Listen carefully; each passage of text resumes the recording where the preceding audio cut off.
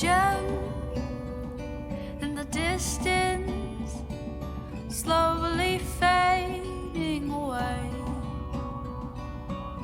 It's dark in here and I can't see the light, though I try, oh, I try.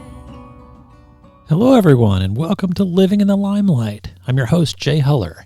As a quick reminder, please follow us on Instagram at Living in the Limelight Show and check out our website at livinginthelimelight.com, where each week we feature another conversation with a stage performer where we delve into what makes them tick as artists and we get a peek at what it's like behind the scenes. In today's episode, we are visiting with Kat Carter. Kat is a local folk soul artist based out of North Georgia. As a recent graduate of the Berklee College of Music, she uses her knowledge and expertise of live performance paired with her songwriting skills to create a unique experience at each of her shows that she plays across the southern United States. Kat is unlike any other, and she dabbles in many different realms of music, such as live and studio production, writing music for herself, even writing music for other artists, playing multiple instruments, and teaching music on the side of her live performances at Melomania Music and Arts in Cumming, Georgia. Let's welcome Kat. Thank you for having me. I appreciate it. Absolutely. I hope you're staying dry over there. You're up in Cumming area, right? I'm actually over in Alpharetta. Alpharetta. Okay. Well, similar area. You guys getting some rain tonight? Yeah, for sure. It's been yucky here the past few days. But I know. It puts a damper on outdoor gigs, which I guess we'll just jump right into it. Yeah. Your gigging schedule, is it something that, because I've always wondered this from independent artists, is it something that you can kind of control in the sense that you push out all of these, not invites, but contacts to local places and say, I'm available? Are people constantly coming to you? Is it a manageable situation? Can you control the ebb and flow, or are you finding it's just I think I'd like to try that one, and you can sort of pick and choose? How does it go for you? Well, it's kind of a mix of everything. When I started playing gigs out in just restaurants, I started playing gigs when I was 12. And now I'm 23. So when I started, it was a matter of making contacts and really reaching out to people myself, like whether I was calling people or going into venues and asking or emailing, no matter what. That's how it started. Mm-hmm. And some of those connections I've had, some of my gigs I've had for years, and they've gone to their friends that own different venues and they've said, hey, book this person. So some of it's word of mouth. Some of it is I reach out to them. Some of it is I get random venues reach out to me, like breweries and stuff, and be like, hey, can you come do some music? Could you come do that? How do we go about that? And, so it's a mix of a lot of different ways. But yeah. Which way would you rather have it? Would you rather be like, you know what, I think I'd like to play this one and this one, or having people sort of, I don't know, just come at you with, can you go here? Can you go here? I can see how that would be super flattering. But does that require I wonder, because that place is really far away. Do you have to sort of evaluate them like they evaluated you to ask you? Yeah, what I prefer usually is me doing the research on the venue and then asking to book with them. Sometimes that can be difficult if you don't have an in with the venue. Say it's a bigger venue like the Masquerade or something. It can be harder to get in just because they get so many requests because it's such a desirable venue. So it's easier when you have someone that knows the venue and knows you and knows the people that work there and can kind of set you guys up together so that you can talk and book a date. But, so I think for me, I prefer to have some knowledge on the venue. Maybe I've gone to a show there to support a friend that's doing music there, or and I kind of prefer to reach out to them. Or if I have a booking agent that I've worked with before that reaches out to me, I love when that happens because they usually are looking out for me and they wouldn't book me somewhere bad. I've had great experiences with different booking agents that have helped me out. So, but yeah. Yeah, it does seem like there's quite a range, and that's super helpful because I'm hoping among the people that are listening to this and that will listen to it in the future, you spoke of being into this business starting at age 12 and now you're 23. and that's a long time. So we have young kids that are listening, and they have to sort of map out their way, and it's knowledge. It's great to know like where you're going, and to not just to say, "Hey, yes, I'll go," because although networking is important, you might end up. And I remember when I was probably 16, I was in a band too. You might not know this, but I was a drummer, and we ended up in downtown Dallas, in just one of the worst areas. It was an okay place itself, but getting to it was, not the greatest. And so as an artist, I guess you're going to face that. Have you been to places that you're like, I'm not sure I'm going to walk away with this with my life, but I'm going to push through and do it anyway, and had that uncomfortable feeling, but kind of triumphed in the end? Oh yeah, I've had, like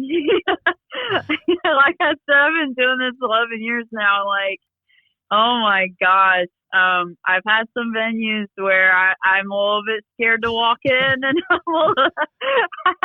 I walk out and I'm like, thank God, that I didn't, nothing happened.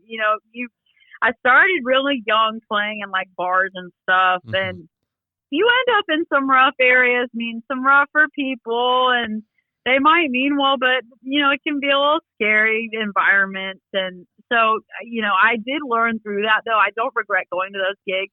I do regret that I was so young, maybe Mm-hmm. like 16 and 17, like playing different bars and stuff. Like maybe that was too young, but I don't regret playing those gigs, because you have to learn when to bring a kind of someone with you to help look out for you. Like sometimes some gigs that you should go do them, but maybe bring someone with you that can help you out.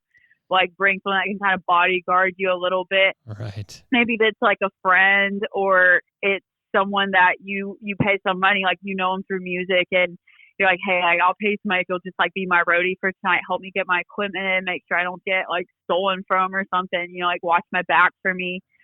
It also teaches you to watch your own back while you're playing, and being able to play with distractions and getting used to that is really healthy as an artist. So I don't regret playing those gigs, but they can be a little intimidating. So, but it happens. Yeah, I can sort of see that. I was looking over some of your Facebook posts in preparation for this phone call, and I was watching a cover you did of a Police song, "Every Breath You Take," I think it was, and Mm-hmm. it was an outdoor gig, and me as a music fan, and hopefully the people listening to this and all artists, I understand if you're in a patio situation, you've got people having their meal or whatever, but in this particular clip, like there was this dog barking and stuff, and I saw the professionality in you at that moment, because you were right there in the song, and you kept going, and it didn't even phase you. And I can't tell at that time how old you were. I think that was 2017 or 16. But like you said, that's a learning experience, right? So every one of those things will teach you, okay, well, I can do this, and maybe I need to change this. So is that kind of how it is? It's an evolution, and now you've had so many experiences to draw on that a lot of things don't surprise you. Yeah, I try to I think part of it is like some of the songs that I play, I've been playing for so long. Like one song I cover is "Free Fallin'" by Tom Petty and the Heartbreakers. Uh-huh. That's a special song to me. I had a mentor that taught me that on guitar. That was the first time I had played a full song on guitar, and I said like every gig that I play from now on, which I was like I think 13 or 14 when I learned guitar. But I was like, every gig I play from now on, I'm going to play this as part of my set in honor of him, because he unfortunately did pass away shortly after, maybe a year after he started working with me on guitar. So, but in honor of him, I decided that. But, because some of these songs I've been playing for so long, you kind of do go on autopilot, and you are, if you're a good artist, you're trying to pay attention, making sure you're hitting the right notes and using breath control and blah, blah, blah, like all that, playing the right chords, like you do practice. But once you've had these songs under your belt for so long, then you kind of are just able to pull them out whenever and just play them on autopilot. And while still being self-aware of the quality of your singing and your playing, your performance. Right. So when you do have distractions happen, it's just not it doesn't interfere with the music. You're just able to keep going. Like I've been heckled at gigs. Like that is always going to happen. You play at breweries and stuff like that. There's drinking. People get a little loose and silly, and they'll start to kind of wander onto the stage and try to make jokes with you and sing in the mic. And you just gotta handle it the best way you can. And sometimes you just persevere, you keep going, and someone will come and get them, So you learn to just keep going and just play it off. And, it used to be stuff would happen at gigs, and I would get so frazzled and just so upset and offended because I'd be like, really? Blah, blah, blah. But it gets to the point where you're kind of just like, you know what? Like, I'm just going to keep enjoying myself and focus on the music. I'm here because I want to be, and it's not for the money. I'm here because I love singing. I love playing music. So I'm not going to let this, ruin my night. I'm just going to persevere and keep playing my songs. And because I've learned to do that, I'll have sometimes where I do get heckled or something might happen. Like my PA system is being finicky, or my guitar keeps going out of tune because the weather's bad, or whatever it might be. People will come up to me and say, like, Cal, like, you really persevered, like you sounded so good, and like they're super nice about it, and they recognize that you persevere, and it shows that you're professional, So it's situations like that are distracting. You just get used to it, So and it happens across the gamut. I mean, we've all seen videos. I just saw one of Harry Styles the other day, and people throw stuff up on the stage, and it's all supposedly in good fun. Oh, hey, take my flower or whatnot. But you have to sort of take it in stride and continue with the craft, which sort of, I had a question in my mind pop up while you were saying that. So you've got this, I don't know the best term for it, maybe muscle memory, but you've played this song so many times, the chords, the pitch, all of this. Do you ever get to a point where it's so automated that you feel like you're maybe distanced from it? Or is that because you're a musician, like you said, who wants to be up there and the distractions don't matter, you're so integrally connected to the music that it's going to be your best, and it's going to be all of you every time, and you are part of it, even though there's some automated parts to it? I think that's a great question. Like, part of it is like, if you ask, any big, like Ed Sheeran, if you ask him if he ever got tired of singing A-Team, A-Team was like his big song, and he went on tour with it, and he really just ran with that song. I mean, he sang it probably every day for a few years. But in my opinion, if I had a situation like that, and, with my covers that I do all the time, and for instance, Gold, that's one of my singles that really blew up for me on Spotify over in Germany. Wow. That song, because it got so big, I got a lot of draw for a lot of gigs, and I got to go play on TV a few times, and so I had to sing that song like pretty much every day. I was always practicing it. I was always on a stage singing it, like it was all the time. Always talking about Gold. I mean, repeating a lot of the same things about it, but I never got tired of it, because I think when you're a small artist, especially, and you all of a sudden get a big thing like that, where a lot of people are all of a sudden interested, it's like, I've worked for this for so long, I'm okay with, for a little while, singing this all the time and singing it over and over and over. And you find ways to make it interesting. Like some covers, like Free Fallin', like I'll change the key of it sometimes. It's just, guitar's easy. It's just a sense of moving the capo, Yeah. So I'll just change the key of it. Whatever my voice feels like doing that day.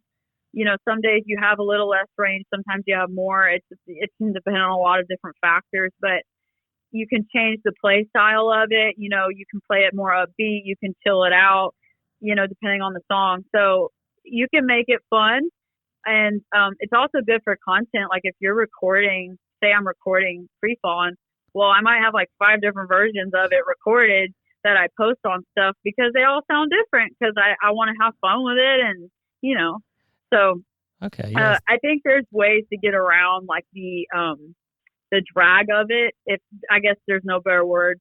But yeah, so, you can get tired of stuff sometimes, like being muscle memory, but I always kind of circle back around. I'm like, well, I'm grateful I get to be up here, like singing this, or you know what I mean? Yeah, and it's funny because the podcasts I've done in previous weeks, a lot of the artists have mentioned gratitude. Like that Mm-hmm. seems to be something that carries through of like, you know what, I was given this gift and I want to share it. I'm thankful. And I find for those particular people, and then those who I haven't met, I'm sure I'll find it too, is just it'll carry you because it helps you overlook anything negative in the sense because you know you have been put in a place for a purpose. And so you definitely feel grateful. You feel grateful for the small gigs and the large ones alike, which sort of transitions us. I don't want to forget to talk about your origins because I want to go back to that. But I think I want to move to Berklee real quick because speaking of grateful, such a wonderful place to learn. How did that, when you think of yourself as a freshman and you think of yourself as a graduated student from there, what evolved in you and how did you change, and just maybe some general background on Berklee itself so that people can be aware? I know it's a widely recognized name for a music school, but just you're an insider for it, and we'd love to hear your experience in a nutshell. Yeah. I walked into, I say walked in. So let me give you a little background. Sure. I applied for Berklee online. Originally, I did think maybe I want to go to Boston and study, but it came to either I go off to school and move my whole life to somewhere I've never really been and start over kind of far away. Because I've always lived in the South. I was born and raised in Columbus, Georgia. And then we moved up to Cumming. And so I've always been around kind of this North Georgia area since Columbus. So I've never really left, and that's very far north. So it's a lot different, It is. I love Boston. I just, it's a lot different. So I was like, do I want to, while I'm already having a huge transition into college, do I want to add more on top of that by completely uprooting and moving and trying to figure out life while I'm by myself up there because I don't have any family or anything up there. So I decided, because of my followers being in Atlanta and like all of my gigs being here and this being like my source of income, especially at the time when I started college, like my main source of income, I was like, you know what, I'm just going to stay here and study and like travel there every so often. So that's what I did, and I loved it. I had a lot of control because it was online of when I got to study. I had some great professors that really worked with me and my schedule, my crazy schedule. I had a nutty schedule, like all of college, like it was just all over the place. So they were very lenient and helpful and were willing to work with me. And that's kind of part of the package that comes with being an online student, is you really can work any hour. You do have deadlines, but you do the work when you can do it. But I started college with the mindset of, because I started going there because I've always admired John Mayer. I've fought in his footsteps with a few things, like, going to sing at Eddie's Attic. Like he was a door holder there. Like he worked there a while, and he would perform in the shootouts and stuff and won one. His plaque is still on the wall there if you go to that venue. I think that was the coolest thing ever. Yeah. Yeah, that is the coolest thing. Lots of big names have been there, and I was so glad I got to be in the shootout a few times. There's just a lot of stuff. I grew up listening to him. I've always admired his work and his writing and his play style. So I was like, I want to study with the people he studied with. So, I would go to the Berklee seminars like once a year during the, I believe they would do them during the summertime almost. It was like beginning of summer or something. They would do these seminars for a weekend. You could go and meet other students that went to the school. And so I would go to those like once a year, and I loved it. And I would talk to his professors he worked with. And, but once I ended college, I realized that I kind of started to stray from the idea of following in an artist's footsteps and rather creating my own and really forming my own sense of artistry. And I do think that maybe it took me a little longer to figure out my artistic direction and my style and my genre and really hone in on that. but I think that that's not a bad thing. I think it just depends on the artist and what they're doing in their creativity at the moment. But I walked out of school being a lot more sure of myself in my creativity and my artistic direction. So I'm really, I love my experience. I'm really glad I went. And yeah, it was super hard, but it was worth every second, I think. So, yeah. That's really cool. I hadn't realized, and of course it makes sense. Do you know if they had the that online component prior to the pandemic, or is that something that sort of They did, yeah. Okay. I graduated high school actually online. I did 3 years of online high school, 1 year in person, and it was fun for me because of my music schedule. So I started doing online high school, and I graduated in 2017. So I applied for Berklee in 2017 online. Okay. So they've had it for a while. I'm not sure when they started it, but I do think it's been there a minute. Yeah. So, No, that's yeah. super accommodating. So I can imagine for assignments, you would obviously record yourself doing a certain piece or whatever, and then be evaluated and get some feedback. Yeah, and there's there's certain courses you have to take first because they're not a traditional, like you don't have like language arts, science, math. Like Right. there are kind of classes that support, like they teach you what you need to know, and like there's a math class for musicians. It's literally called mathematics for musicians, and for Wow. everything that you would need to know in college for basic math, just so that you have it in case you want to do something else. Sure. Like they cover all their bases with your degree. The advisors are incredible. Like they make sure that you have everything you need in your education. But they have certain classes you have to take first that make sure that when you have the classes you need to record stuff, you have your setup already done and you know how to work it. Gotcha. And that's why they do certain classes like in order and all that. So like they have a class, I do not remember the name. Berklee's on a quarterly system. So you change classes every 12 weeks instead of doing like there's 4 semesters instead of 2. So you have a lot more classes, but I think it's really cool because you get to learn more things. You have a broader range of things you learn just because of the 12-week time frame. But they have, I cannot remember what the class is called, but it's a production class. It's one of the first production classes you take.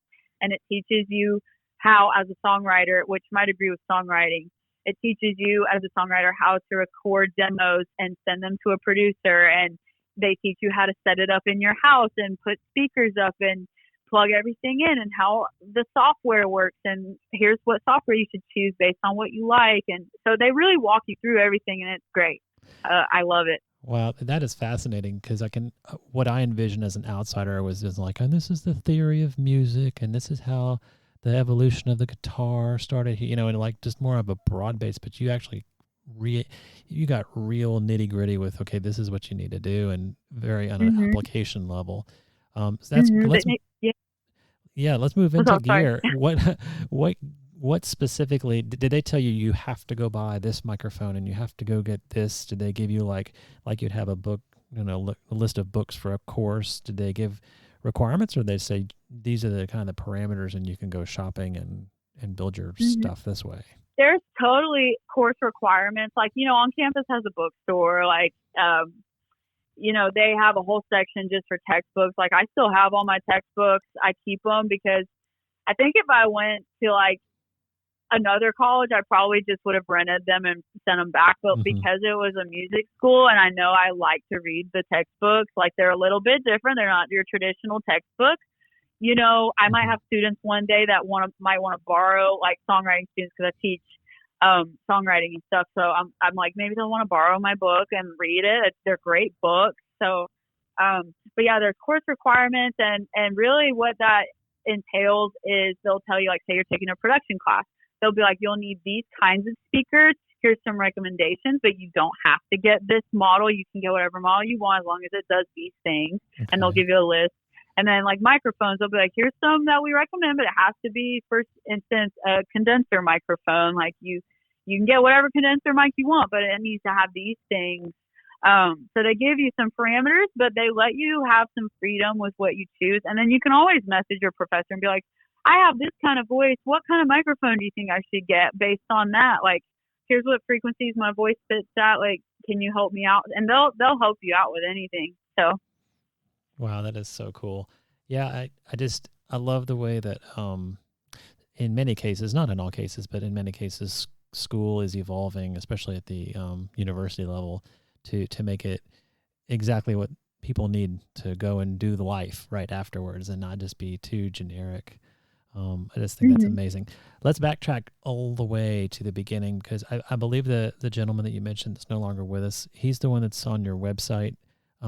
Also, talk to us. I love to hear the spark story. I was karaoke with my hairbrush kind of stuff, and it just was in me from my DNA.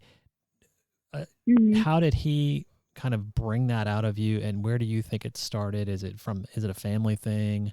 Or, where did music begin for you, and talk about time with, kind of the beginnings there with him and how that went. So I started out when I was around 12, I think it was. I might have been like late 11. I can't remember. It's 11, 12. I started a camp. It was they taught you everything. I loved it. They would teach you stage presence and singing. And if you wanted to learn instruments, or if you want to learn how to work a camera, or if any film stuff, if you wanted to be a stagehand, like anything, like you could learn anything at this camp. It was the coolest thing ever. And it was called Q52, and it was held in Cumming, Georgia. Oh. And because we lived there, it was right by where I was growing up at the time, where I went to school and everything. And I had some friends that went there, so we would all go together. And I still have some of those friends today, and we still talk about it. We just loved that whole part of our kind of preteen years. But there was a few mentors there that really changed my artistry for, of course the better, but they really set me up in a way that I just feel so blessed to have. But one mentor I had, his name was Kevin, and he really, he kind of told my parents, like, or at the time I would go by my legal name, Sarah, my birth name. He would be like, Kat came a little later, but which I'd love to talk about after you finish this. He would be like, Sarah, like, she really has an ear for music. She seems to really enjoy it. She seems to just love it and just be so drawn to it, like, and he kind of told him, maybe she should learn an instrument. Maybe she should dive more into stage perform. Maybe she should go play gigs. Maybe she should make a career out of this. Like, she just really seems to be on fire for music. And so my parents were like, oh, like, well, she sings all the time. Like, she's always talking about music and running around and singing and all that. So he kind of really is the one that really pulled me in, as well as a few of the other mentors at the camp. And he's the one who taught me free falling, and that's why I sing it still and play it at every gig, because he unfortunately it was a year or two after, I believe, he taught me guitar. He suffered from a brain aneurysm out of nowhere. Really? And so I attended his celebration of life, and I'll never forget. And it was so cool hearing all the stories about his life and hearing about his artistry that he had developed. And, that just, sitting there and hearing all the stories, it just reminded me how blessed I am to have that mentor for the time that I did have him. And I'm so grateful I got to experience his teaching and his knowledge. And, the way that he taught me is how I teach my kids now that I teach. I teach at a place in Cumming called, I teach at a place in Cumming called Melamania. I love it. I haven't been there super long, but I love it. I work with kids on guitar, singing, songwriting, stage presence, lots of piano as well. But the way I teach them is inspired by the way that Kevin always taught me, and his patience and his kindness. I will never forget his teaching style, and that's how I strive to be today. So that's kind of how I started music, and I never stopped. Once I was on it, I was on it. So yeah. That's amazing. Yeah, I find it's that's a very common story, although told differently from everyone, is that you have something for sports or for music or whatnot, and there's an adult, a significant adult in your life that just validates it. Of course, your parents are right there in your corner saying, she sings all the time, we love it. But then for someone who kind of does that, like a coach for a player that says, I see something here, it's empowering, it's invigorating. Is that how you felt when you were like witnessing this conversation? You were like, oh, really? Were you like shocked, or were you kind of thinking, hey, this could be true? I feel like I do have something. Were you kind of aware enough at age 12 to know that you had potential? Well, so yeah, I think I'm going to think of how to word it. I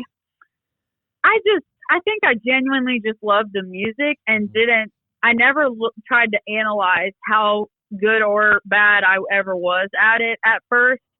I just if I heard Dolly Parton, playing on the radio or something or whatever, John Mayer or whatever, I just start singing with it because I wanted to. It was fun for me in the car. Like I was always singing in the car with my family. So I was always humming and singing and whatever. So I don't. When my parents had the conversation with Kevin, I don't think I was actually there for that conversation. This was just repeated information from my parents that they told me, because they told me stories about when they would talk to Kevin and, whatnot. So eventually a lot later, years later, they told me, oh, this is what, it just came up in conversation. So I wasn't there for that talk, but, I never thought, oh, I could do this someday. I never thought that, but once that idea was embedded in me, and Kevin was like, Sarah, like if you want to go play gigs, or if you want to, whatever you want to do, like you can do that. Like I didn't realize, I was, anything special that I could go make a whole career out of it at 12. You know what I mean? Mm-hmm. So when you're so young, it's hard to think big like that. But once I got to like 15, 16, I got really serious about it, and I was like wanting to learn how to produce music on my own, and wanting to learn how to set up at a gig myself. And, because up until then, I was only playing at gigs that had a PA system that they could set up for me, because I didn't know how to do any of that. But once I hit like 15, 16, I was like, I want to learn how to do everything. Like, I want to just jump right in. So it took a minute to realize I want to make a career out of this, and I can make a career out of this. Up until that point, I was just doing it because it was fun. Like Gold, I wrote when I was like 12, 13. And I wrote it just because I wanted to. I felt like led to just start writing music, and I felt like that was where my heart was. It was never a thing of, oh, like, you know what I mean? Mm-hmm. I know, I get you. It makes total sense. And so now, speaking of songwriting, you've got a degree in songwriting, and you teach songwriting, and you write songs. This is again an outsider's perspective, but I was a double major in English and Spanish, so I feel like I can communicate in language. I'm a language person.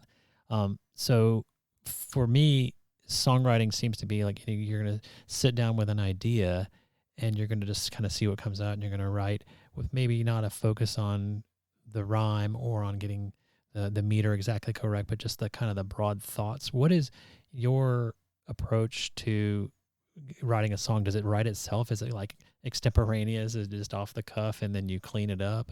How long does it generally take? What's a typical songwriting process for you? Well, Gold I wrote, I was a lot younger, and so my writing style has changed a lot. But when I first started writing, I would just sit down with a melody on guitar. Gold it started with a guitar melody, and then I added words to it. But now that I'm older and I've been writing, I write all the time, and I've written a lot of songs. I start with, usually this is my process. It can vary, but I usually start with object writing, which is I'll just sit down with a timer for like 5 minutes. I tell all my students this. I think it's a great method. I'll sit down with a timer for 5 minutes and get no distractions, make sure everything's off, like nothing, like phones on do not disturb. Like I'll sit with a notepad and just write random, whatever comes to mind. Does not have to make sense, doesn't, just whatever words pop into my head. And after that 5 minutes is up, I'll go in and highlight everything that is the richest content throughout the page, and I'll try to form a song out of it. Sometimes, and then I'll put it with a melody I've already had in mind or something. But sometimes it starts with the melody and then I add the words. So it can vary. But yeah, there's a few different ways I write. It also depends on what medium I'm working through. I might be writing on piano, so that's gonna be a little different. Guitar's a little different. If I'm playing my bass, that might be different. If I'm producing music on the computer and I start developing a melody and then I write, that's gonna be different, So it depends on what I'm using to write, as well as my studying and what I've been through that day or what led up to me writing. And so it depends.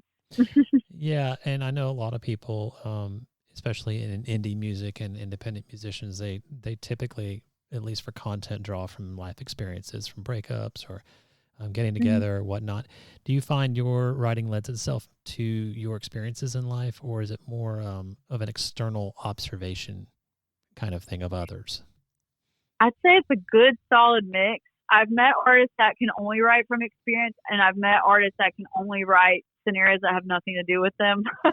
So I kind of sit somewhere in the middle. I can write either or. I think part of that is because I've developed a practice of writing with other artists, especially since I'm done with school and I have more time. I love to collaborate with different songwriters, and if an artist needs a song but doesn't know how to write, I love to sit and teach them or write for them. And I think exposing yourself to those scenarios, like say you have a pop artist, which I'm not technically pop, I'm a more folk soul type, but for my own writing endeavors. But say I'm working with a pop artist that wants a song about their breakup that they went through and they want it in this key and blah, blah, blah. You have to get used to taking notes and writing tailored to what the artist wants. And I think that makes you as a writer better at writing. It really broadens your range of what you're able to write. So I kind of do a little mix of my own experiences and stuff I observe or things that are inspired by other events.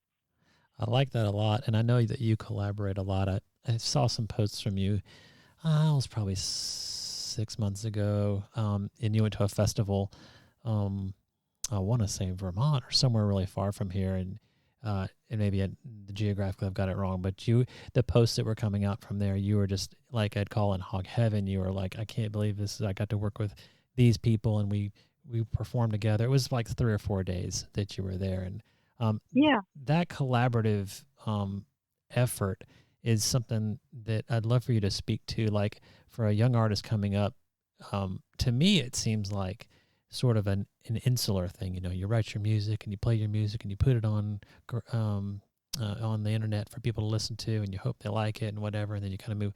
But really, the networking and the connecting, it's important, right? Yeah, for sure. One thing I learned coming up as a songwriter, and like I'm still coming up, I'm still learning a lot. I'm still growing. I don't think I'll ever stop learning and growing. But when I first started my songwriting journey, I had to learn a big lesson that, a lot of us songwriters can be a little introverted. And I wouldn't say I'm introverted. I would say I'm omniverted, which is kind of in the middle between extroverted and introverted. Okay. So I had to learn how to switch on the talkative side of me that is not always there. Sometimes I get tired. I'm not as talkative, but I had to learn that at gigs, and if I see an opportunity to talk to someone about music, I should just go for it and try to make connections wherever I am, because half of, the music industry is just solely hustle, especially the independent music industry. You have to talk, you have to shake hands, you got to show your face, you got to show up places, meet people, put yourself in situations, and ultimately that will lead to how experienced and how educated you are in your craft, and how much you are able to hone in on what you really want to do and get good at it. So yeah, I hope that answered that right. But no, and there are no right or wrong answers on this. It's just getting an opportunity for all us to get to know you. And I know you eloquently put that answer together. So talking about the current you versus, let's say, the 15-year-old you, you've explained that you've learned a lot of lessons through the years of where to perform and how to perform and where to set up. Is there anything that you would tell yourself going back to the younger Sarah, I'll say, to that time and say, you know what, here are some things, let's make sure that you do these, because you knew pretty early on that music was going to be a huge part of your life. So now that you've gone through some ups and downs, is there anything in particular you might just educate yourself on, if you could go back in time and say, well, make sure you do this a little bit more so that we, the Sarah and Kat together would be here or even further along? Can you think of anything? I can definitely think of one thing.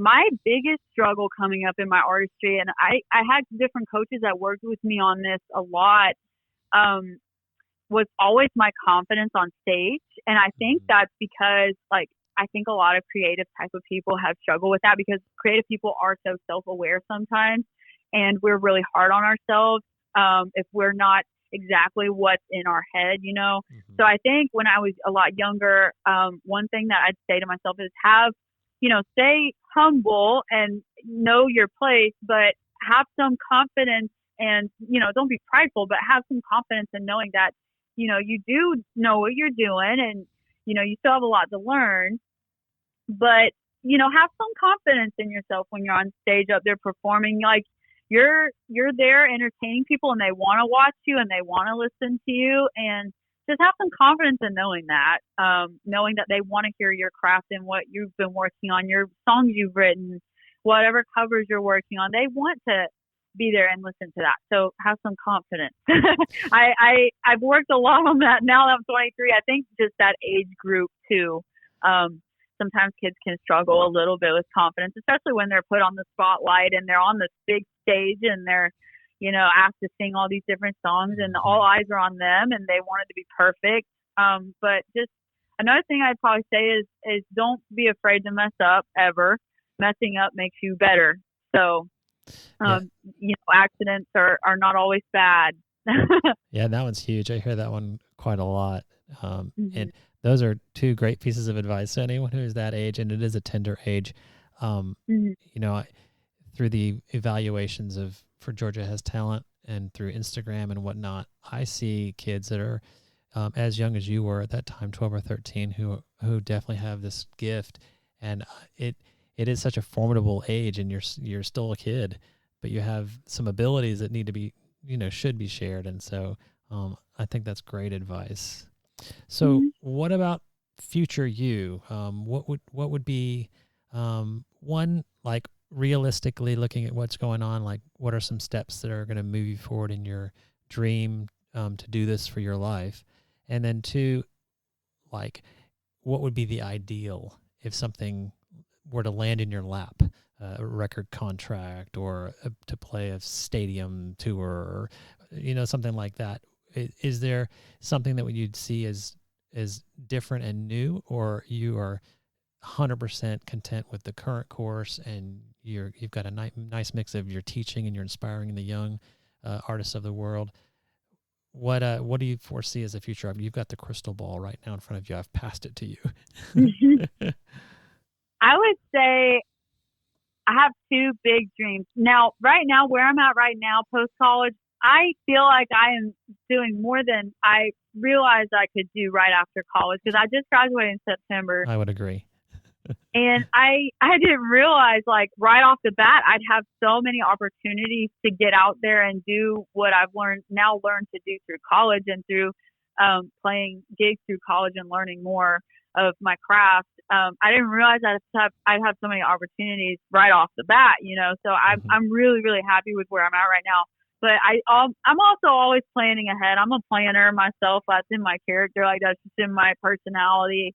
I'm a scheduler. I love to look ahead to things and think about my goals and my dreams. And two dreams of mine, one of them I'm working on now, is to have an album, a major studio album. And then another dream of mine is to go on tour, which I have not quite gotten started up yet just because I've been so busy post-college. But that is one thing that's planned, that I do plan to one day do that, maybe within the next year or two, do something like that, at least a small southern states tour or something. So, yeah, so those are two big dreams of mine.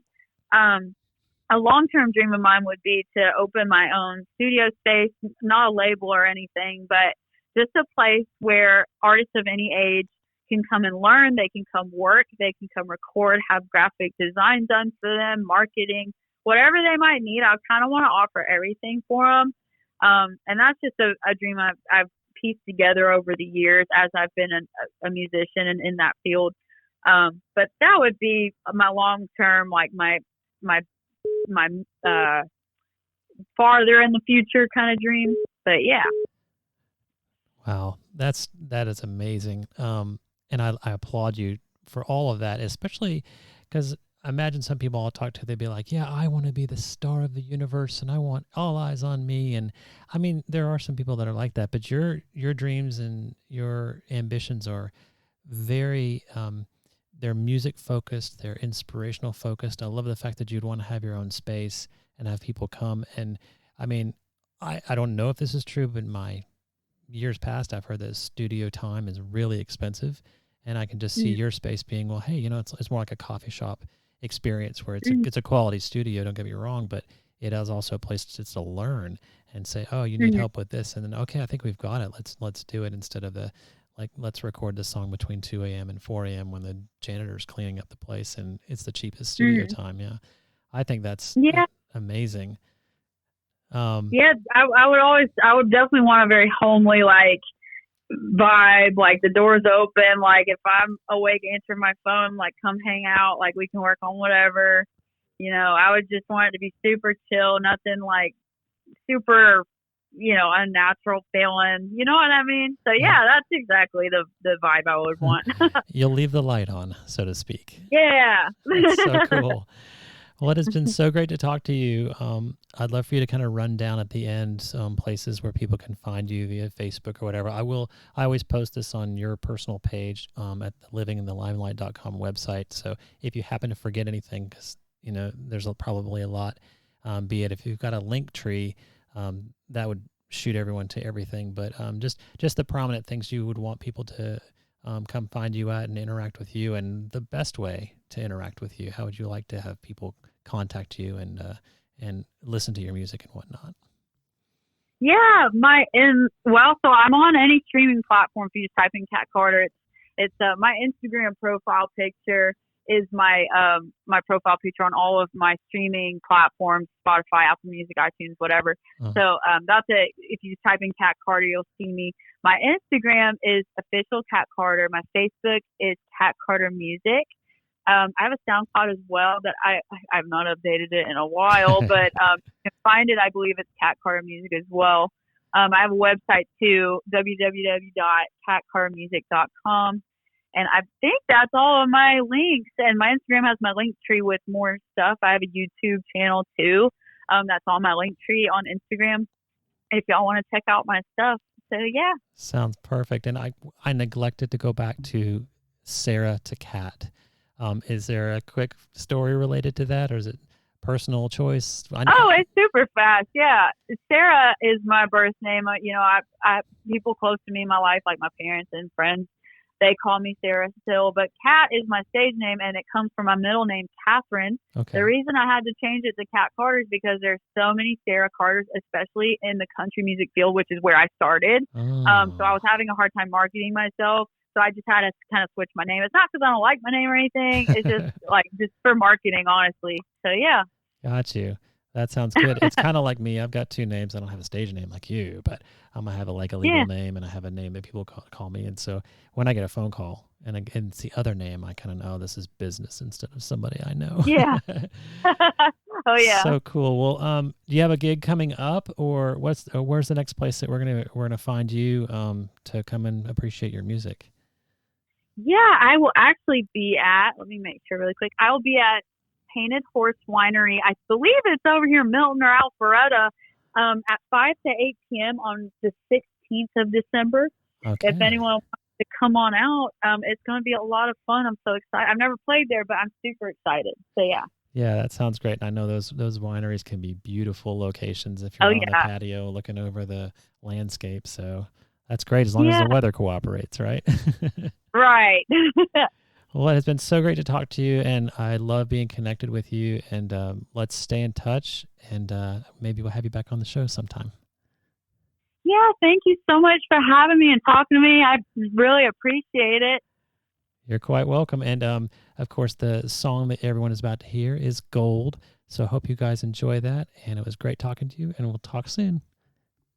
All right. Thank you so much. Bye-bye. Okay, bye-bye.